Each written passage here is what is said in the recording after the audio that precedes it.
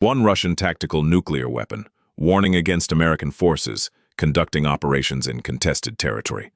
60 minutes from warning to American response that prevented escalation to strategic nuclear exchange. What should have been opening moves toward World War III became demonstration of crisis management capabilities that transform potential apocalypse into negotiated resolution. Military analysts worldwide studied those 60 minutes as case study in deterrence, escalation control, and decision-making under ultimate pressure, where wrong choice meant nuclear war killing millions.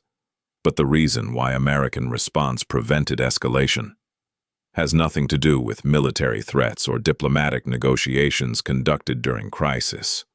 It was one pre-established communication channel between American and Russian military commanders that enabled direct dialogue, bypassing political leadership during critical minutes when miscommunication could have triggered catastrophic escalation.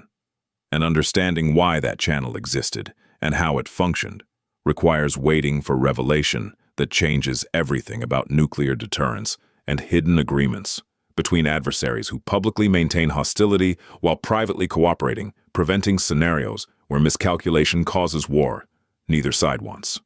Just weeks ago, American forces were conducting military operations in region where Russian forces maintained presence. Operations weren't direct confrontation, but proximity created risks of accidental engagement that could escalate. Russian military leadership assessed American operations, threatened their strategic interests, and issued warning through diplomatic channels that continued operations would force Russian response, including potential employment of tactical nuclear weapons to defend positions. That warning represented unprecedented escalation, because tactical nuclear weapon employment against American forces would require American response, creating escalation spiral, potentially leading to strategic nuclear exchange between superpowers. Warning was delivered through formal diplomatic channels with language carefully calibrated to communicate serious intent without appearing as ultimatum that would force immediate American response. Russian leadership calculated warning would cause American forces withdrawing rather than accepting nuclear employment risk. American strategic command faced decision, responding to threat in ways that maintained deterrence credibility without triggering escalation spiral, leading toward nuclear war. Welcome to the Navy Chronicle, where crisis management meets nuclear deterrence reality. Minute 0. Russian warning received through diplomatic channels. Standard crisis response procedures activated with National Command Authority, briefed about Russian threat. Initial assessment indicated Russian warning represented serious escalation, requiring immediate response, but nature of response would determine whether crisis could be managed or escalated toward nuclear confrontation. Conventional wisdom suggested responding through diplomatic channels, emphasizing American resolve and commitment to operations, while warning Russia that nuclear employment would trigger overwhelming response. But such response risked escalation spiral, where each side's public commitments to resolve prevent backing down, creating locked cycle toward war neither wants but neither can avoid without appearing weak. Alternative approach required finding resolution, preventing escalation without either side appearing to capitulate to nuclear threats, because capitulation would undermine deterrence credibility, encouraging future nuclear coercion. Minute 15. American Strategic Command initiated communication through classified channel that most personnel didn't know existed. Not diplomatic channel involving State Department and foreign ministries, but direct military communication line between American and Russian operational commanders. That channel had been secretly established after previous crisis, where both sides recognized escalation risks. Channel wasn't publicized because both governments maintained public positions, emphasizing adversarial relationship, while privately acknowledging need for crisis communication, preventing wars from miscalculation. American operational commander used channel contacting Russian counterpart, directly discussing tactical situation without political rhetoric. Both sides publicly maintained. Conversation wasn't negotiation, but military professionals discussing operational realities and exploring whether accommodation was possible. Preventing escalation, both militaries understood, would be catastrophic, regardless of political objectives either government pursued. Minute 30. Direct military dialogue revealed situation wasn't as diplomatically presented. Russian tactical nuclear warning hadn't originated from strategic decision by political leadership. It was reactive statement by regional military commander who assessed American operations threatened positions he was responsible defending and issued warning, hoping to deter American actions without authorization from national command. That unauthorized warning created crisis, where Russian political leadership now faced defending statement their regional commander had made without approval or appearing weak by disavowing threats their military had issued. American forces, through direct channel, learned Russian National Command hadn't authorized nuclear employment, and that information changed crisis calculus because it indicated room for resolution where both sides could de-escalate, without either national government appearing to capitulate to nuclear threats. Issue became finding approach, enabling both sides, backing away from confrontation unauthorized warning had created. Minute 45. Military commanders, through direct channel, developed resolution proposal. American forces would adjust operations, reducing immediate pressure on Russian positions, creating appearance Russians had successfully defended through warning. Russian command would clarify that warning was conditional based on specific American actions, and since those actions were being modified, escalatory response wasn't necessary. That approach enabled both sides de-escalating without either appearing to have surrendered. American operations would continue, but with modifications addressing Russian concerns about immediate threats. Russian warning would stand as demonstration of resolve, but wouldn't require execution since American actions had changed. Both militaries could present outcomes to political leaderships as successful deterrence. Russians deterred American actions they considered threatening, while Americans maintained operational freedom, adjusting tactics rather than withdrawing strategically. Political leaders could accept military recommendation, enabling crisis resolution without either side's public credibility being damaged by appearing to capitulate. Minute 60. Resolution proposal.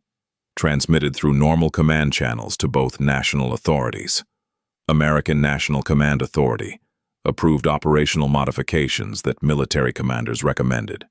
Russian National Command approved their military's assessment that modified American operations didn't require escalatory response. Crisis that had threatened nuclear escalation was resolved through combination of military-to-military dialogue, determining facts and developing compromise, enabling political leadership, accepting resolution without appearing weak. 60 minutes from warning to resolution, preventing escalation that public diplomatic exchanges would have prolonged while increasing risks. Miscommunication or political commitments, preventing compromise. Military channel enabled rapid factual assessment and solution development that diplomatic processes couldn't achieve under time pressures crisis created. Now for revelation about that direct military communication channel. Remember how American and Russian operational commanders communicated directly during crisis-finding resolution before political involvement could create escalation. That channel wasn't emergency improvisation during crisis. It was result of secret agreement between American and Russian militaries established after previous incidents, where both sides recognized political processes sometimes create escalation risks that professional military leaders can manage through direct communication. Agreement was kept classified because public knowledge would create political pressures, constraining military leaders' ability to communicate freely during crises. Both governments officially maintained positions, emphasizing adversarial relationship and military opposition. But military leaders from both nations privately recognized shared interest, preventing wars from miscalculation, and established communication mechanisms, enabling direct dialogue during crises. That cooperation existed beneath surface of political hostility, creating safety valve that political processes couldn't provide when diplomatic channels became constrained by public positions. Neither side could abandon without appearing weak. Think about implications for nuclear deterrence and civil-military relations. American and Russian forces maintain adversarial posture publicly while privately cooperating, preventing escalation scenarios. That cooperation requires military leaders having authorities conducting direct communications without political approval during crises. Some democratic theorists argue such military autonomy violates principles of civilian control over military. But this crisis demonstrated military-to-military dialogue prevented escalation, that political involvement might have worsened through creating public commitments, preventing compromise. Tension exists between democratic accountability, requiring civilian control, and operational realities where military professionals, sometimes better positioned, managing crises than politicians constrained by public positions. Resolution required military leaders possessing authorities that political oversight normally restricts. Success validated those authorities, but created precedent that some civilian leaders consider concerning regarding appropriate civil-military boundaries. For Russian military, crisis revealed their regional commander had issued nuclear warning without authorization, creating escalation. Neither military nor political leadership wanted. Unauthorized tactical decisions nearly triggered strategic confrontation, demonstrating risks when field commanders lack understanding about escalation implications of threats they issue. Crisis management required Russian military acknowledging unauthorized warning through direct channel with American counterparts, then developing resolution, enabling both sides backing down. That required Russian military having sufficient autonomy conducting crisis communications without waiting for political approval that might have come too late, preventing escalation. Russian military's ability managing crisis validated their institutional competence, but exposed command and control vulnerabilities, where regional commanders can create strategic crises through tactical decisions lacking authorization. For American military, crisis validated secret military-to-military communication channel that some civilian officials had questioned as inappropriate. During peacetime, direct dialogue with Russian counterparts enabled rapid assessment determining warning was unauthorized and developing resolution, preventing escalation. Without that channel, crisis would have proceeded through diplomatic channels with delays and political constraints, making resolution more difficult. Success demonstrated value of military-to-military cooperation during crises, but also raised questions about appropriate scope of military authority conducting communications with adversaries during crises without detailed political guidance. American military possessing such authorities enabled effective crisis management, but created potential for military leaders making decisions with strategic political implications that normally require civilian approval. Which factor dominated this crisis? A. American military superiority deterring Russian nuclear employment. B. Effective diplomacy de-escalating through negotiations. C. Secret military-to-military communication channel, enabling direct dialogue that determined facts and developed compromise before political involvement could create escalation through public commitments. The answer is C. American military capabilities mattered, maintaining deterrence. Diplomacy had role in formal communications. But decisive factor was classified, military channel enabling operational commanders directly communicating to determine Russian warning was unauthorized and develop resolution both sides could accept. 60 minutes prevented World War III through military professionals managing crisis, before political processes could worsen escalation through creating public positions neither side could abandon without appearing weak. Success demonstrated secret cooperation between adversaries sometimes necessary, preventing war's public hostility might otherwise make inevitable through misunderstanding or miscalculation. Can such military-to-military channels prevent all nuclear crises? No, but they provide mechanisms reducing risks from miscommunication and unauthorized actions. This crisis was resolved because direct military dialogue determined facts and developed solutions quickly. Future crises involving deliberate political decisions rather than military miscommunication might not be resolvable through military channels. But channels reduce risks from specific crisis types where professional military leaders can manage situations better than political processes. Value is situational rather than universal, but this crisis demonstrated situations exist where military autonomy, conducting direct communications, provides crisis management capabilities. Political oversight might prevent. Balancing democratic civilian control against operational effectiveness during crises remains a persistent challenge without perfect solutions. What does this mean for future nuclear deterrence? Secret cooperation between adversary militaries will likely continue because both sides recognize shared interests, preventing wars from miscalculation. Public hostility will persist because political relationships remain adversarial despite military cooperation. That creates dual-level relationship where public confrontation coexists with private cooperation, creating safety mechanisms preventing escalation.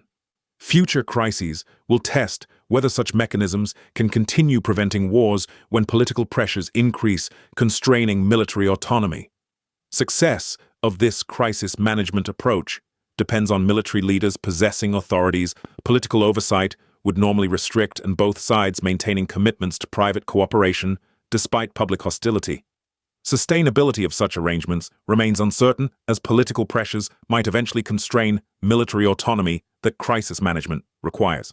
This crisis proved secret military cooperation between adversaries can prevent nuclear escalation when operational commanders possess authorities, conducting direct communications, developing solutions political processes might not achieve under crisis time pressures. 60 minutes from Russian tactical nuclear warning to resolution preventing World War III through military-to-military channel, enabling rapid assessment and compromise development. Crisis management succeeded because military professionals managed situation before political involvement, created commitments preventing resolution. Success validated controversial military autonomy, conducting adversary communications during crises, but raised questions about appropriate balance between civilian control and operational effectiveness. Future nuclear deterrence depends partly on maintaining cooperation between adversary militaries that public relationships don't acknowledge, while ensuring such cooperation remains consistent with democratic principles requiring civilian authority over military operations and decisions with strategic political implications. Subscribe to the Navy Chronicle, where crisis management meets nuclear deterrence reality. Where 60 minutes demonstrates secret military cooperation prevents escalation. Public hostility might make inevitable. Where Russian tactical nuclear warning was resolved through direct channel enabling military professionals managing crisis before political processes created escalation. Where World War III was prevented through classified communication mechanisms. Democratic oversight normally questions as inappropriate military autonomy. Where future deterrence requires addressing tension between civilian control and operational realities. Where military leaders sometimes better positioned managing crises than political processes, constrained by public positions that prevent compromise necessary for crisis resolution.